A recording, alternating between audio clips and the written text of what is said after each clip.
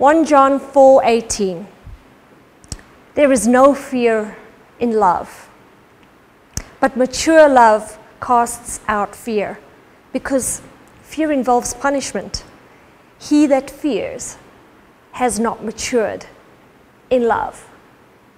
Did you know that the very basis of why God created us human beings was for the purpose of relationship? Consider the entire story of creation. He spent 7 days, 6 days really, creating this beautiful world in which we live. But the ultimate part of his creation, the entire purpose of all that hard work and all that magnificence, was for the purpose of creating Adam and Eve, creating man. For what purpose? For what purpose did God create man?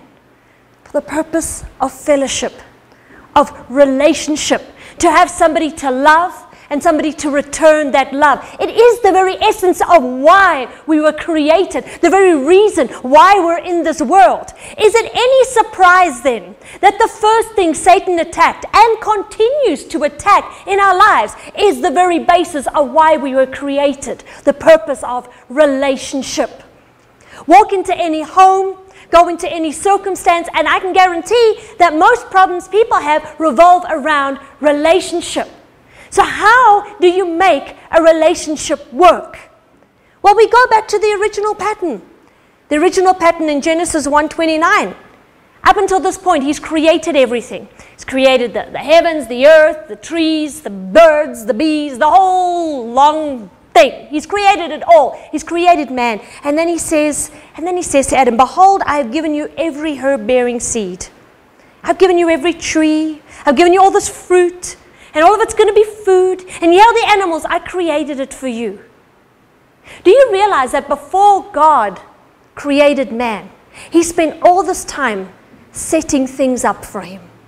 The first day that Adam experienced in his life was a day of rest. And I'm not just talking about any day of rest. A day of rest where every need was provided, every food was provided. His first day was a gift from God. Before God entered into a relationship with Adam, he first did everything he could in his power to give. To give. Look how long he spent creating all this good stuff. Why? For himself? Did God come down in the cool of every day to hang out with the animals? Did he go and sit and hang out and pet the dogs? No. He did that all for you. He did that all for man. And that is what the pattern and the foundation is for any successful relationship. Before God created Adam, did he sit there and ponder, well, I hope he appreciates all this hard work. Well, I hope that he gives back some of what I've given him. No. God gave 100% of himself, of what he could offer, of what he could create, every bit of goodness that he had in him. He did that all first and gave it to man as a gift. He gave him the whole world as a gift. And the first day of relationship that Adam had with God was a relationship of being given. Every gift God had to give. God is the example of perfect relationship. It is only when the giving begins that the relationship begins. We got it all messed up. We got it all messed up. We think that the relationship is what you get out of it. No, a relationship is what you give into it. And if I can drive this one point home already, you will start on your way to successful marriage relationships, romantic relationship, friendship, family. It all starts in the Garden of Eden with the first day of giving. What a beautiful picture. But it didn't stay that way. Satan wasn't so happy with this cushy little relationship. And he came in. And he started weaving his little web of lies. And what is the first thing that Satan did? Is start to bring doubt between what Eve and the Lord had. The first thing he did was start to bring a division in their relationship. Do you know he's lied to you? Do you know he's not telling you the whole truth? Do you know this God that's so wonderful? You know You need to second guess him because he's actually holding back from you. He came in between their relationship. And when that relationship broke down, so did everything else. Don't you realize that it is the relationships in your life that keep you solid? They are the foundation on which you walk. Your relationship with the Lord, the relationship with your spouse, your relationships with those around you. These are the things that keep you steady. And it is the first thing that Satan continues to attack. And suddenly, from having this intimacy with the Lord, where they fellowship with him, in such vulnerability, in nakedness, in silliness, in childishness, in vulnerability, just complete vulnerability, we see something very different in Genesis 3:10. When God comes, as he always came each day to spend time with them, and he can't find them. They're hiding. And the Lord's like, what are you hiding for? He said, I heard your voice in the garden, and I was afraid because I was naked, and I hid myself. Fear is the enemy of every relationship you will ever have and ever did have. That is why perfect love casts out all fear in the scripture that I said. Fear came in the way. Did God not come? Did God reject them? No, God didn't reject them. God came like, hey, let's have our fellowship. Let's have our hangout time. But they were afraid. They were hiding from him. They're the ones that put the walls up. God didn't put the walls up. They put the walls up. God came to the garden as normal. But suddenly they were both afraid and they were insecure. They were insecure. Oh, I was naked. Oh, I'm so embarrassed. Oh, I've got all this insecurity. I've got to hide myself. And these two things, fear and insecurity, suddenly stood in the way. And a wedge came between God and Adam and Eve. And God said to them, well, guys, you blew it. Okay, it's over. No relationship. I guess we just got to get on. No, right there in the Garden of Eden, he said, yes, you blew it. You missed it, but I'm not giving up on you. Because out of you a son is going to come. And you know what? That serpent might bite you, but I'm raising up one through your seed that's going to crush his head. Already in the Garden of Eden, he arranged for Jesus to come and restore that relationship. Jesus continued to woo. He continued to run. God continued to chase after them to get back, to gain back that relationship. Do you see the giving, the running? This is our model for relationships. But let's be honest, we've all had experience in life where things were not so great.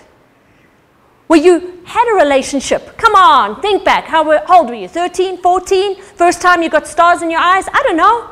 The first time you were even aware of relationship. And you were vulnerable. You were like Adam and Eve. Silly little girl, silly little boy.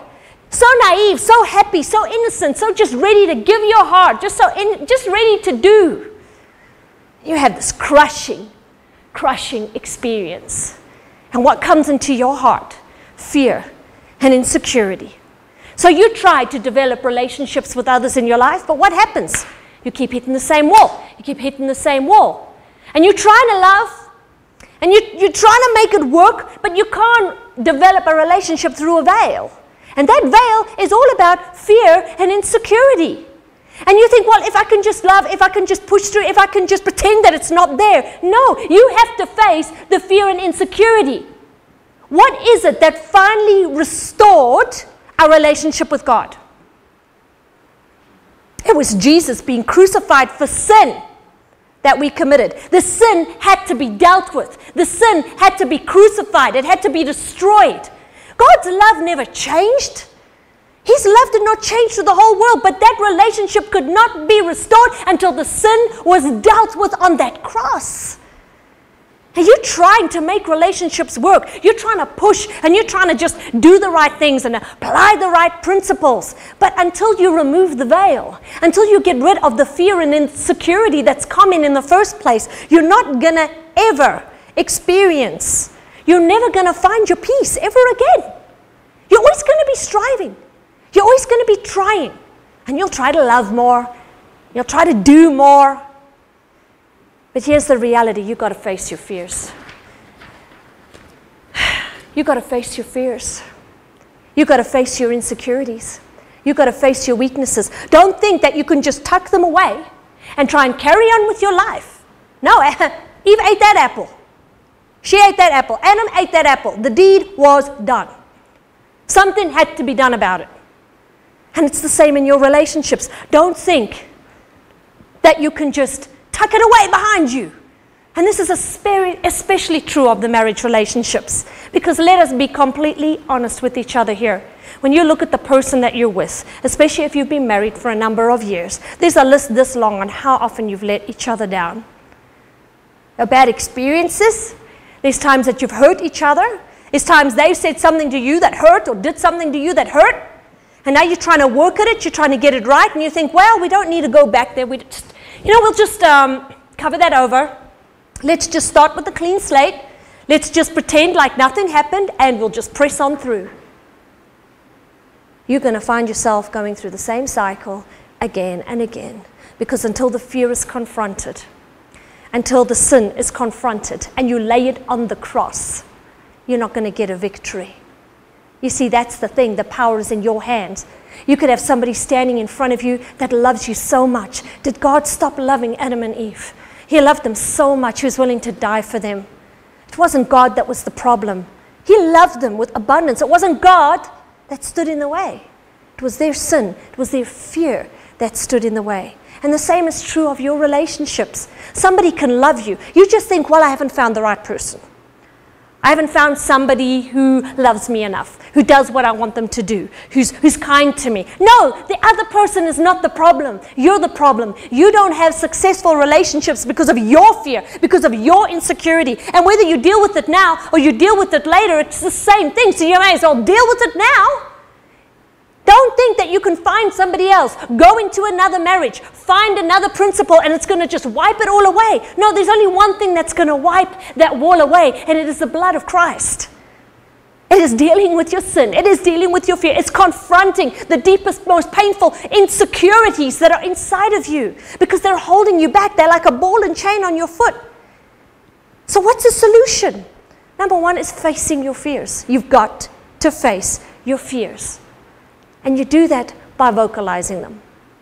You need to actually open your mouth and vocalize it, especially in a relationship. Now, I'm not saying giving an excuse for your fears.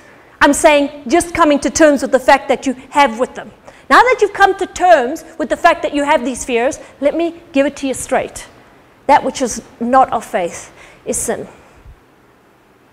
Now that you've faced it, you vocalized it, are you ready to just admit that your fears and your insecurities are just based on your own sin, your own bad responses to things that have happened to you?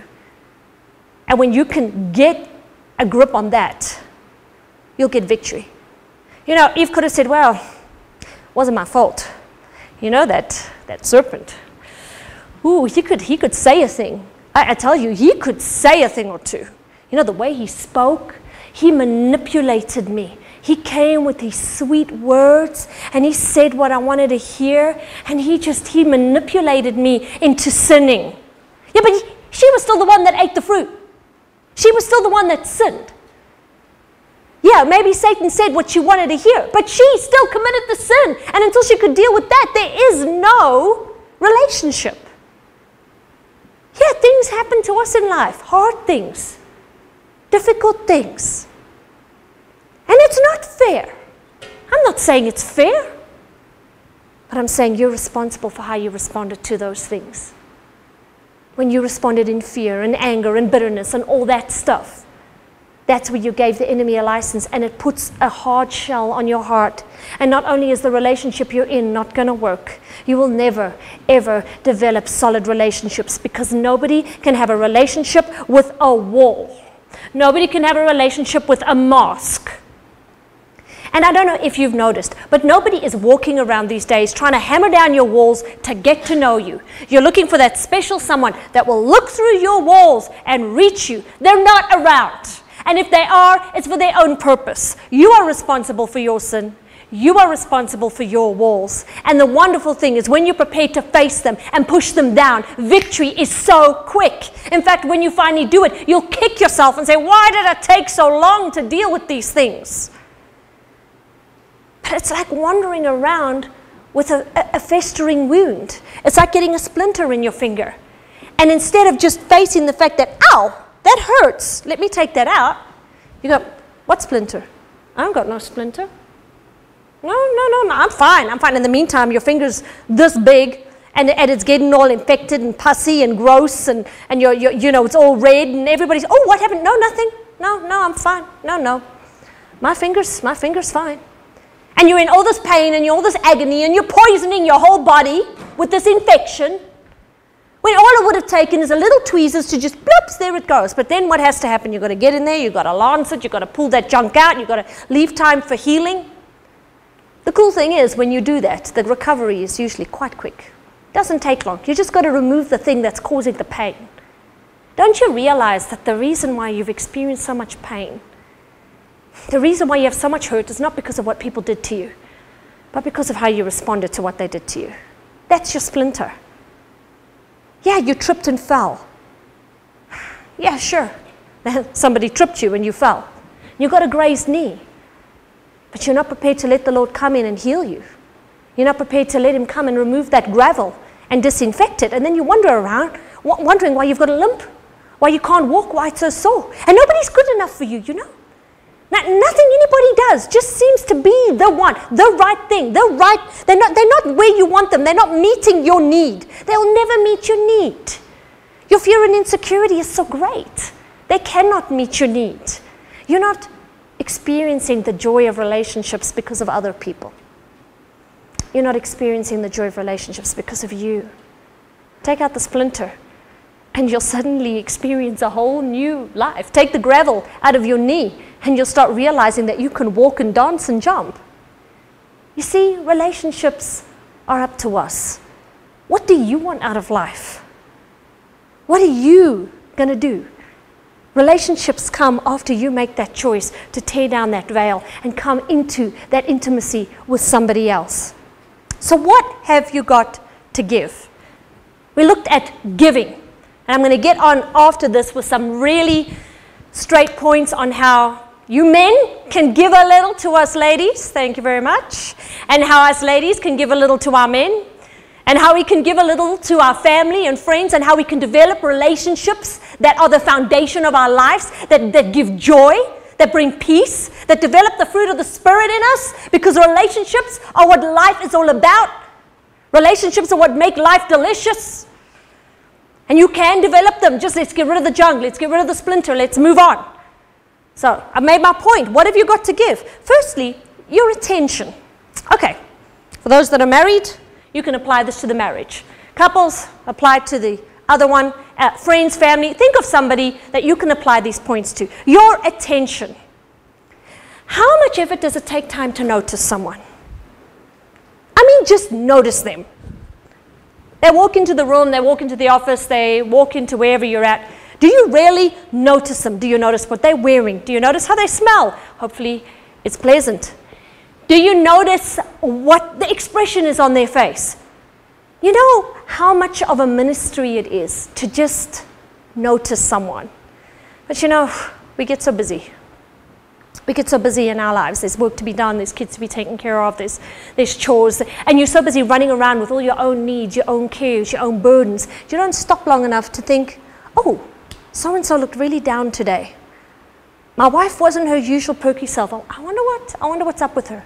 My husband had that look on his face. Why does he have that look on his face again? I wonder what happened at work. You just don't take time to notice. Now, couples, you know this case scenario. You're rushing through your week. He's doing his thing, you doing your thing, or she's doing her thing, you're doing your thing. And you run, and you hear there, and then finally, you get an opportunity to spend 5 minutes alone. You go away for a weekend, you have the weekend together, and you're looking forward to it. Finally, we get some R&R, you and me, and what's the first thing you do for the first couple of hours? Well, if you're anything like my husband and I, we fight. We fight. You know why? Because we didn't notice the rest of the week. So busy running around, we didn't notice those little stresses that were coming up all the time. So when you finally get a chance to sit down and talk, all of that baggage comes up and boom.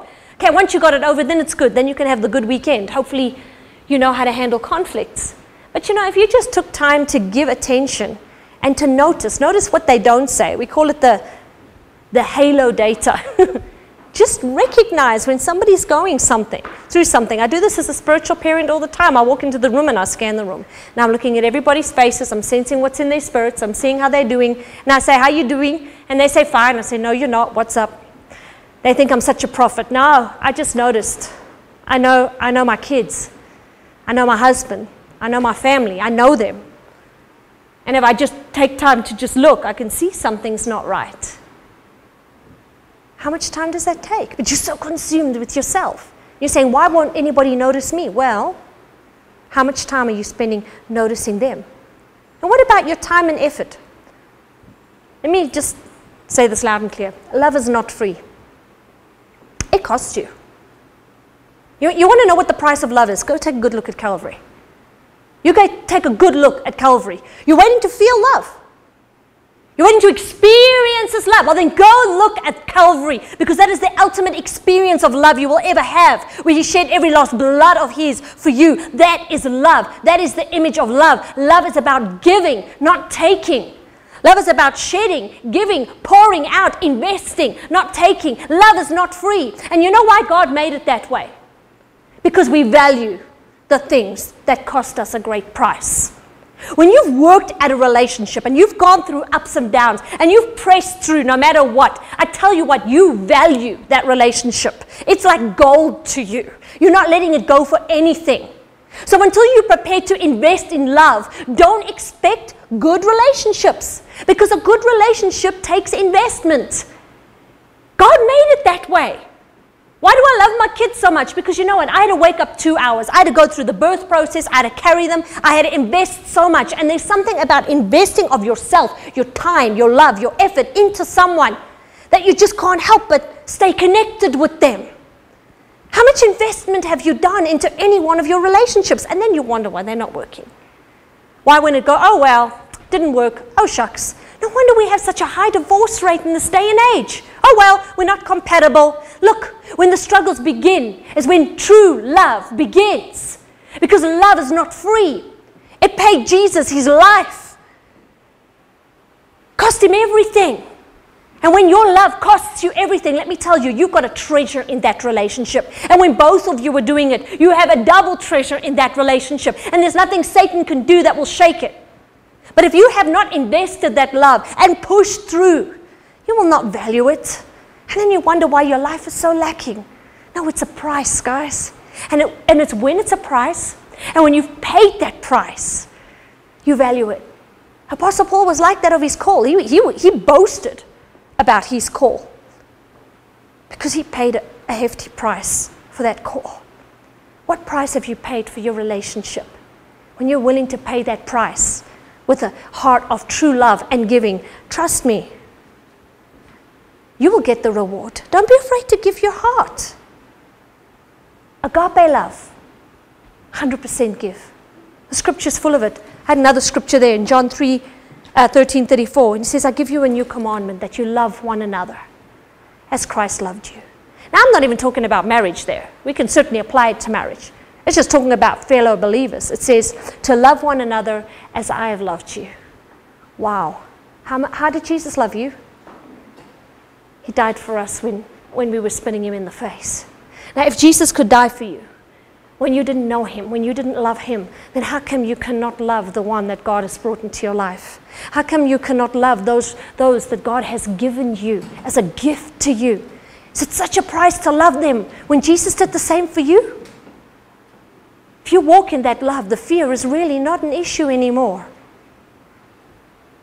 It's about giving. And let's look at some very good ways to give. 1 Corinthians 7:4. Come on. This is a very popular one. The wife does not have sole authority over her own body, but her husband does. And likewise also the husband does not have sole authority over his own body, but his wife does. Sole authority. He doesn't have, in other words, you got nada authority over your body. It belongs to the other person, and vice versa. 100% giving. So, are you ladies ready to be challenged? I've got 3 main points. I had to keep it down. Are you applying this in your marriage? Are you applying this in your relationships? Because they may just be 3 simple points, but I tell you what, they change everything. And this is how God expects us as his bride to react to him. So I don't think it's too much to ask that we in turn do this for our husbands. Because what does the scripture say? That we should submit to our husbands as unto the Lord. If you're looking for the perfect picture of what true marriage should look like, you should be looking at Jesus and his bride. Jesus died for his bride. But in return, he asks that she loves him and submits to his will. And gives her life to him, her heart to him. What does Jesus ask for us? Is it not our lives and our hearts? But as our groom, he's prepared to die for us. And in this we see the perfect picture of marriage. So, let's get really practical. Ladies, first point. And this may seem simplistic, but I promise it means the world to your man. Dress to impress. You know, there's a reason why Jesus speaks about his bride being without spot and wrinkle before he comes to get her. No man wants a half-dead bride at the altar. You see, your body doesn't belong to you. This doesn't belong to you. And there is something about taking your time to dress, not to impress your boss, not to impress the neighbor down the road, but to impress your man. How much time have you taken to dress every day to impress your man, just so that you can turn his head? When you were dating, it's a little easier. We wore that nice shirt we noticed he liked, and those earrings, and that perfume, and we made the little effort. So why now do you stop? Now that God has you, do you just stop serving him? Do you stop loving him? Do you stop worshiping him? Well, what kind of worship or praise can you give your husband if it's not with the sacrifice of praise? You know, the scripture said that they gave sacrifice and offering. They danced before the Lord. So how can we in turn praise, give that place to our husbands? It's by making this body something that he wants. This is our sacrifice of praise. That is the most wonderful and most precious thing I think a woman could ever give a man. That is why the whole lovemaking and that whole process is so intimate and so precious. It means so much to a man. But you know what? You can have sex and not give of yourself. It doesn't mean just because you're letting him have his way that you are giving everything you are. And I'm not just talking about the bedroom here. I'm talking about every part of your day. Do you wear the lipstick he likes, the perfume he likes? Do you put on those high heels, even though we both know they're killing our feet halfway through the day? But dang, every time we walk down the hall, he's looking, so we put on the shoes. And we're putting them on for him. If we were all women in this world, we would all be in flip-flops. And we wouldn't bother with our hair. But you know what? How your hair looks, how you smell, what you dress. Scripture says that the woman is the glory of the man. You know what that means? That means, ladies, you make your man look good. You make your man look great. So when he's walking down the road with you, and you are dressed to impress him, you know what? He's proud. And do you see my wife? Do you see how beautiful she is? Do you see how gorgeous she is? Wow, you have a lovely wife. She's mine, just so you know. God is a jealous God. And your husband would be jealous over you if he had something to be jealous over. You're wanting him to give. You're wanting him to do. You're wanting him to be the man. Well, are you as much woman as you can be? You want him to be masculine and strong. Well, how feminine are you? You want him to be broad, strong shoulders and sweep you off your feet. Well, are you Rapunzel up in the tower? I mean, come on. We don't like these little status quos. This is not very politically correct. There's no greater gift than you can give your man than this. Because your body doesn't belong to you. It belongs to him. You know, when I cook, as much as I can, when I come to present the food, I try to do it in a way that's pleasing. You know, there's nothing worse that maybe the roast tastes good, but if it looks burnt, nobody wants it. You know what I mean. Well, what are you presenting to your man? Burnt roast or a nice gourmet meal? Do you think Esther turned the head of the king by coming in her flip-flops and her flannel PJs? She spent a year preening. What did Naomi say to Ruth when she went to go and get Boaz's attention? She said, perfume yourself, dress well, fix up your hair, girl. You want to get this man's attention? Dress to impress. She gave Ruth instructions. Clean yourself up, dress nice, put on some perfume, and then you go to him, and then you talk to him. The scripture's full of it. You see, Peter said, you got all these women that are braiding their hair and doing all the stuff for attention. Yeah, exactly. I agree with Peter. You're wanting everybody else's attention. But what about the attention of your man? You see, that's the problem. They're so busy trying to get everybody else's attention. But he said, no, you need to be like Sarah. And what did Sarah do? What she dressed, what she did, how she held herself was for the purpose of being the glory of her husband. And let me tell you, she was so beautiful for her husband that kings wanted her. And as a result, God covered her and took care of her. She was beautiful. So that means she took care of herself. Look, what man wants you at 100? She must have taken some good care of herself, that she still looked that good at that age. She looked good for her man. Do you? It's a simple thing, but it means a lot to a guy to know that you're making that effort. The second most important thing is giving your man a vote of confidence. And if you're taking notes, write this down.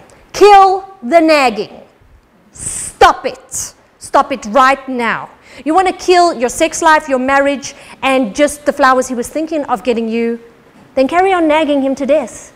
And suddenly he has to work late. And, oh, I've got an excuse. Sorry, I've got to be out. No man likes to be nagged. Stop it. It's ugly. It's horrible.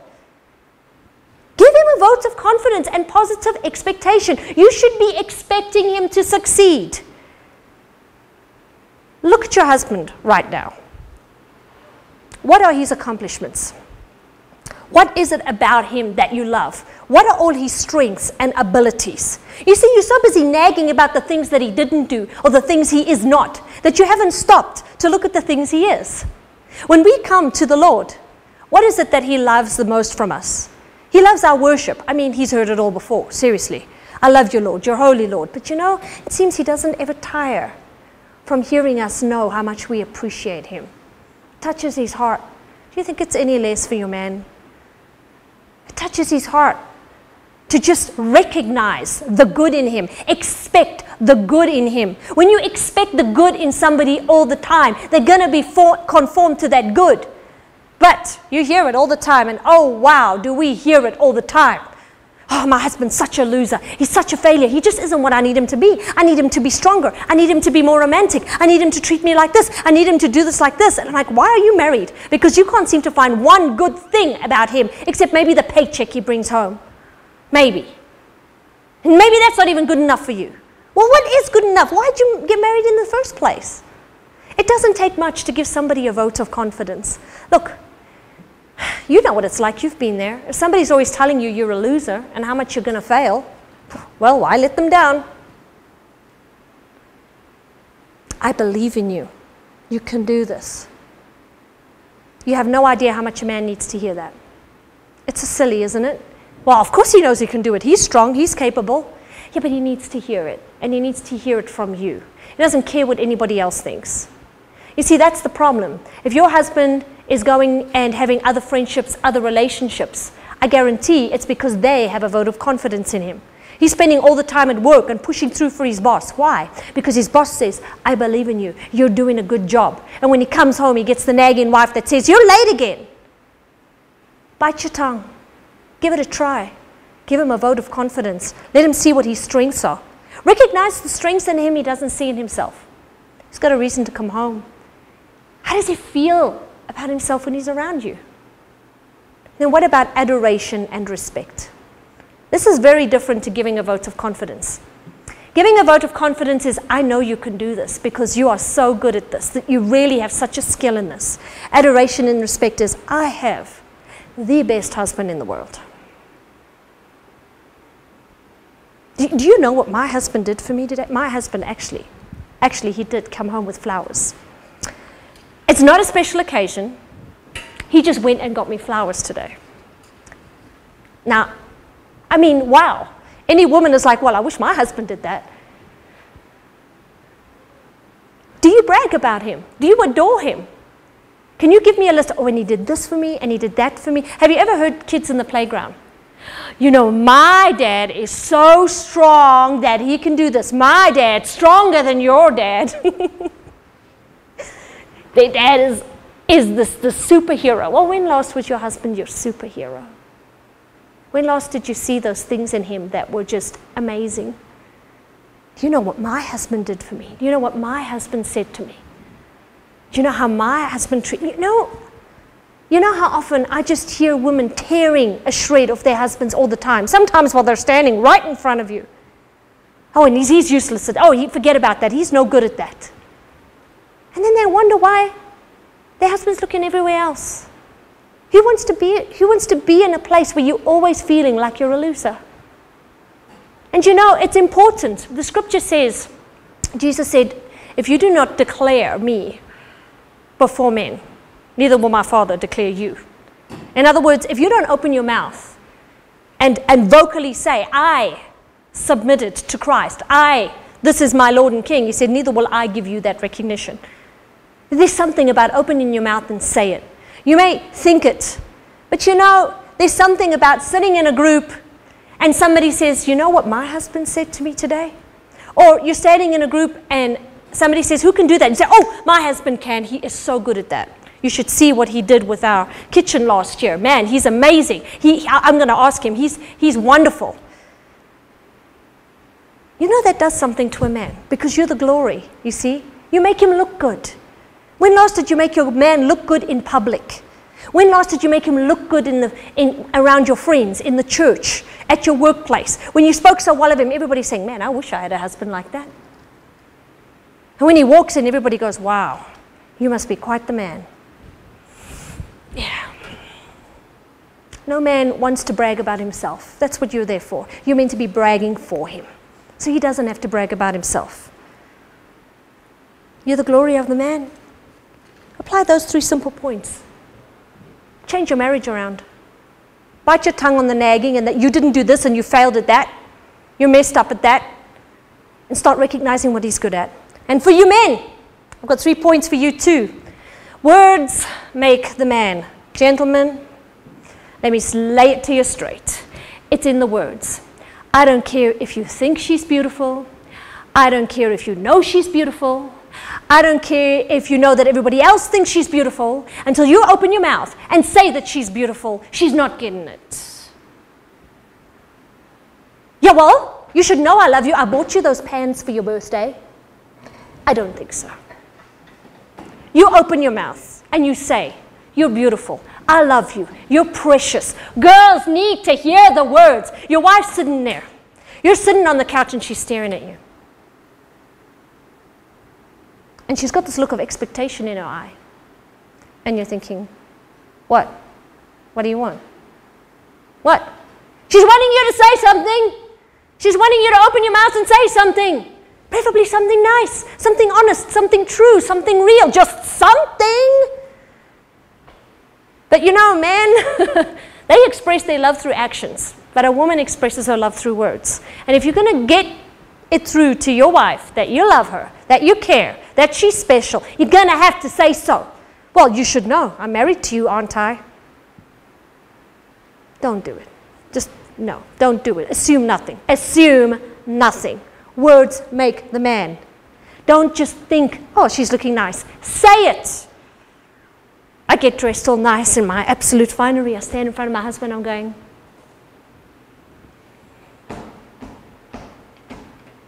any minute now. And he walks in and goes, what? I'm going, I just spent 2 hours getting dressed. Oh, you're looking great. Thank you. Doesn't take much. Just, you're looking great. That's all I was waiting for. Now my world is wonderful and I may go on with my day. It does not take a lot. I don't know why it's so complicated for you men. These few words, they don't have to be a paragraph. They don't have to be a book. They have to be just a few syllables. You know, like my son Michael, you know, he started working with syllables, baba, mama, you know, and then we went on to words and sentences. You know, if all you can get out is you, great, yeah, it works. You know, just something. Something. Give us something here. You want your wife to bend over backwards. Start saying something.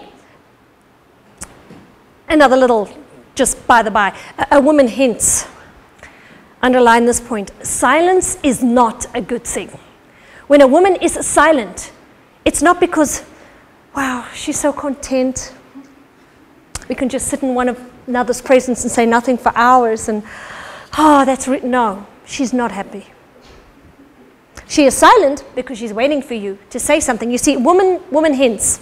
She thinks, well, if I ignore him, he'll get it eventually. No, ladies, actually he won't. He won't get it eventually. They don't get it you've got to tell them. They don't get it. They don't read your feminine mind. It's a whole nother programming language. And they are not qualified in this programming language. Stop it with the hinting, women. Just come out and say what you want. That's what a guy wants anyway. But gentlemen, on the other hand, it doesn't take much actually to get her off your back. Say, you look nice. Hey, how was your day? Oh, I see you did something with your hair. You know, it may seem insignificant to you men, but it means the world. It means the world to us. Because when you spend so much time dressing up or trying to make yourself presentable for your man, you'd like to know that he just notices you. It gives you a place of security. And then the second point, a little bit of tenderness. Women need tenderness. And foreplay is an all-day thing. It's not 2 minutes before I'm falling asleep and I can't even get my head off the pillow. That is not foreplay. That is a rush job. We hate rush jobs. It is an all-day thing. Tenderness. Holding hands, cuddles, hugs, soft touches. I'm not even talking about sex here. I'm just talking about tenderness. A woman craves touch. From the time a baby is born from its mother's womb, it craves touch. It is such a natural part of who we are. Now, I know men see touch in a whole different light. You know, us women, we can cuddle up on the couch in his strong arms, or in bed in his strong arms and say, oh, I could just lie cuddling and kissing and doing nothing else all night. Well, that's a woman for you. Men do not think the same way. When we start cuddling and kissing, well, a man's got a whole different picture. We see it very differently. Women need to be romanced, and tender touches, hugs, affection. It doesn't even have to be a big deal. If you are somebody that battles with the I loves yous and you look great, when she looks great, give her a hug, squeeze her on the arm, whatever. Give her an affirmation to know that she's special. Tenderness, gestures. It means the world to a woman. And if it's not in your temperament, then change. Really? Do you think any woman is born knowing how to put on lipstick and wear high heels? Do you guys even know how much learning we go through to walk in these things? You can learn a little bit of voice and a little bit of tenderness. It's not natural, so don't say, well, it's not natural to me. Do you think I was born with high heels on? No, it's not natural to me either, but you know what? We do it. We do it to impress you guys. So don't tell me it's not natural to be tender. It's not natural to say words of affection. Well, of course it's not natural. I never told you it should be natural. I said to do it.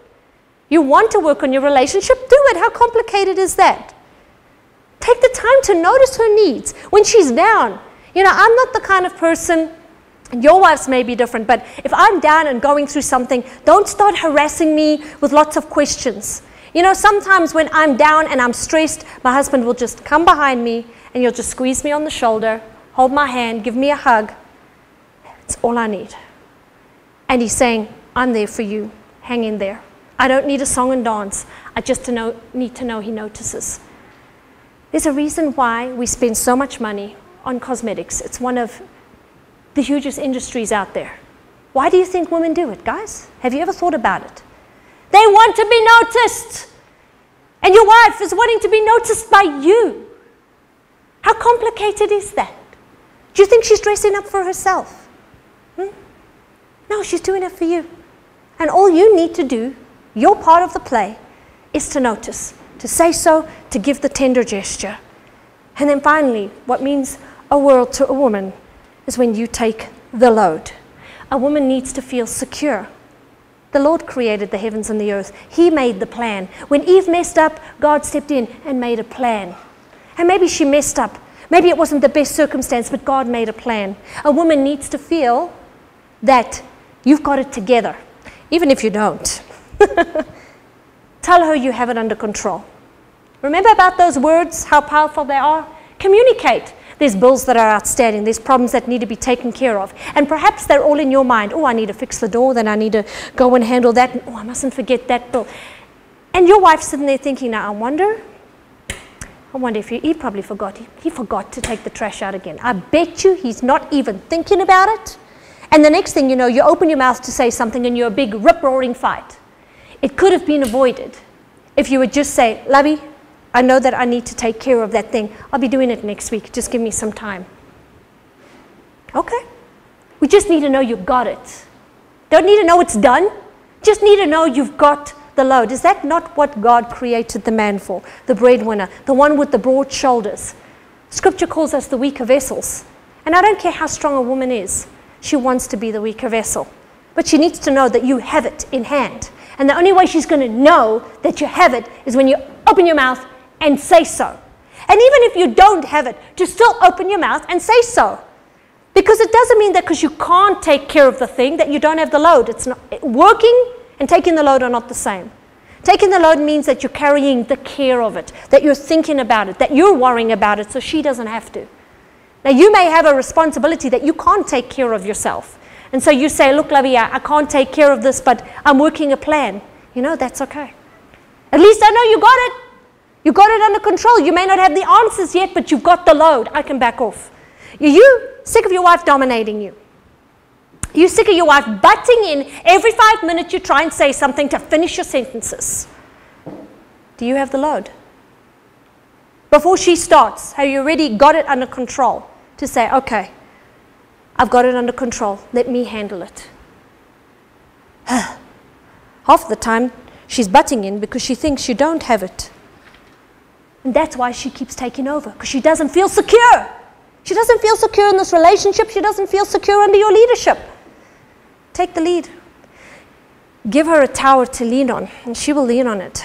Be the strong man, and she will become the weak woman. Don't force her to become the weak woman before you become the strong man. It doesn't work that way. I hope I'm challenging you men out there. And then for friendships, I've got some little points, and we'll move on quickly. You want to build good friendships? Find common ground. That's probably the easiest way to develop a friendship with anyone. Find common ground and share that common ground. You know, you're so busy waiting for people to approach you. How often do you take time to get to know them? So, where are you from? What do you do? How many kids do you have? I don't know. Find a common ground. Once you've found a common ground, you can reach that person. And this applies to ministry as well. And then, going back to my beginning point, paying attention. Listen to what they don't say. What mood are they in? What are they going through? It's all about other orientation, isn't it?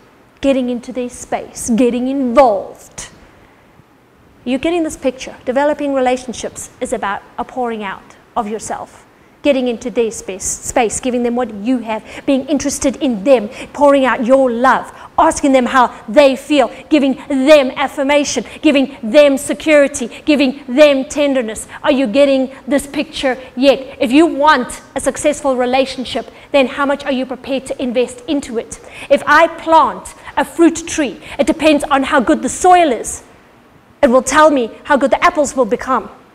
How much water do I give it? How much fertilizer does it have? Does it have the right soil, the right nourishment? Depending on what the soil is like, it will tell me whether my apples are going to be big apples or these scrawny little apples that I can do nothing with. Depending on how much you invest into a relationship will depend on how much you get out. So tell me, how much have you invested into your marriage and in your relationship today? What did you do today as an investment into your relationship? One thing? Half a thing?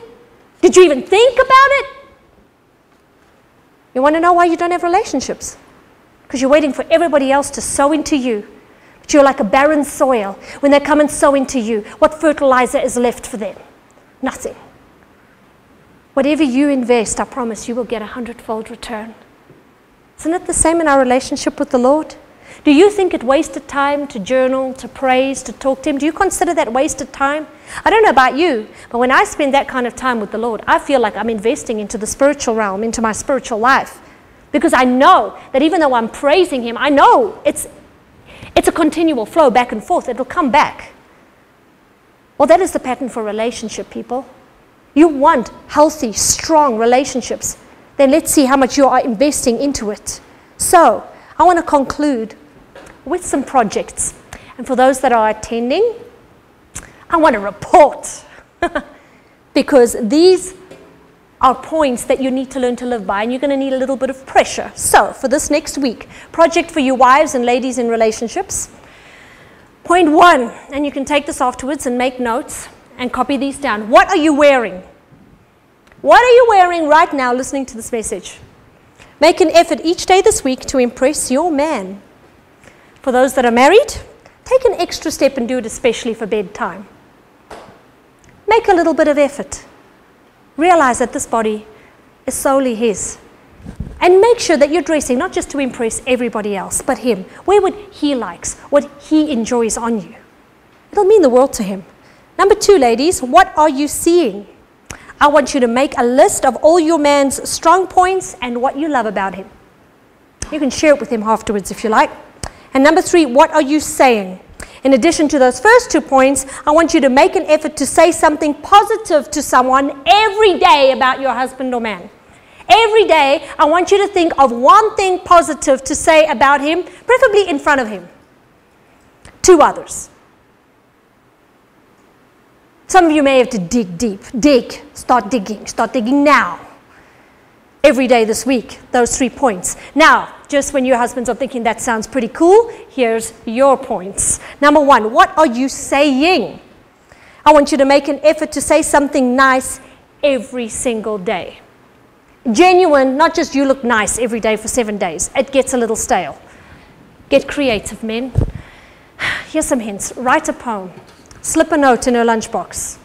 Send her an SMS halfway through the day. I'm thinking about you. You're special to me. Doesn't take much. 3-liner. A message on your voicemail. I don't care. Think of something. Every day, something nice. Now, number 2, what are you doing?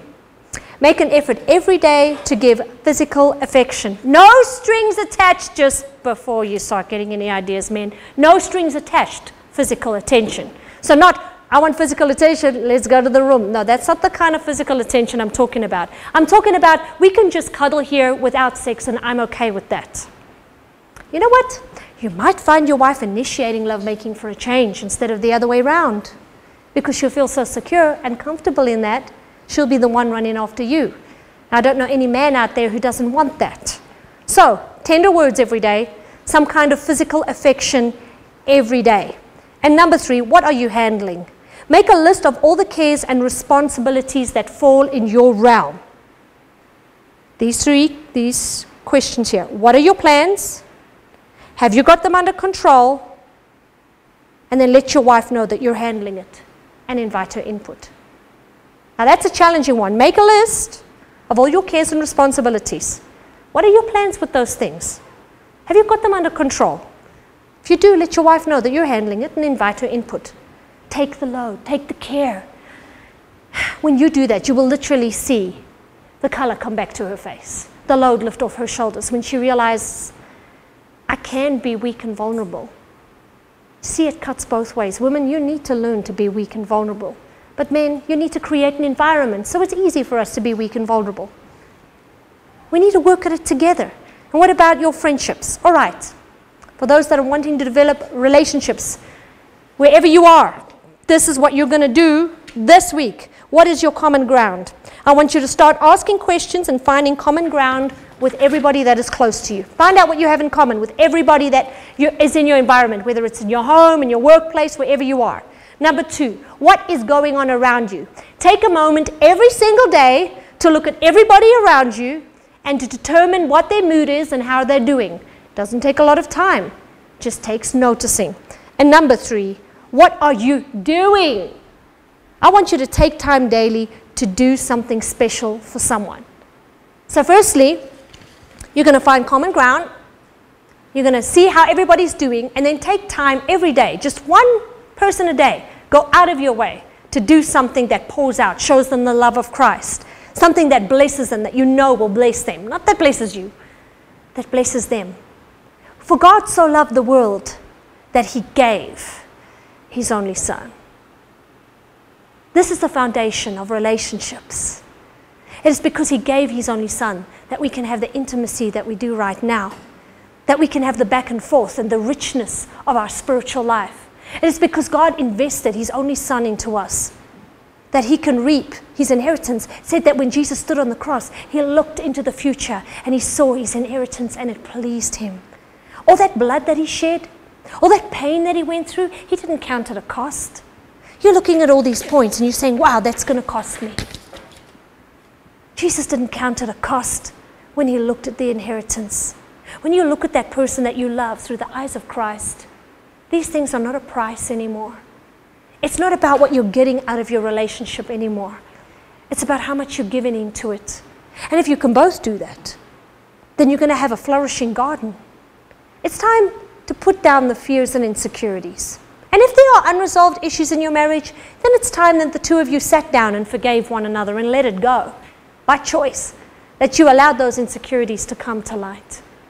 And then once they're done, it's time to invest and to give and to act in your marriage as if it was the perfect marriage that you ever saw.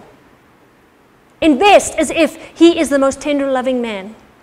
Speak tender words as if she is the most ravishing, most beautiful woman in the world that meets your every need and desire. When you start building those pictures, you have a solid foundation. And the best part is when you've got God in the middle of it, you have the foundation of the one who created this relationship. As we go to renew the wedding vows, I want to keep that in mind. When we vow our hearts to one another, it's never a vow of what you can give me. It's a vow of what I give of myself to you. When Jesus went on the cross, it was a vow of what he was pouring out to us. And that is what makes a vow so special. And that's what makes it so binding. Let it be the foundation. Let his blood, let his agape love be the foundation of all our relationships. And you know what? Life will be full of life, be full of love and hope and peace and every gift of the Spirit, because that is what God always intended. Amen.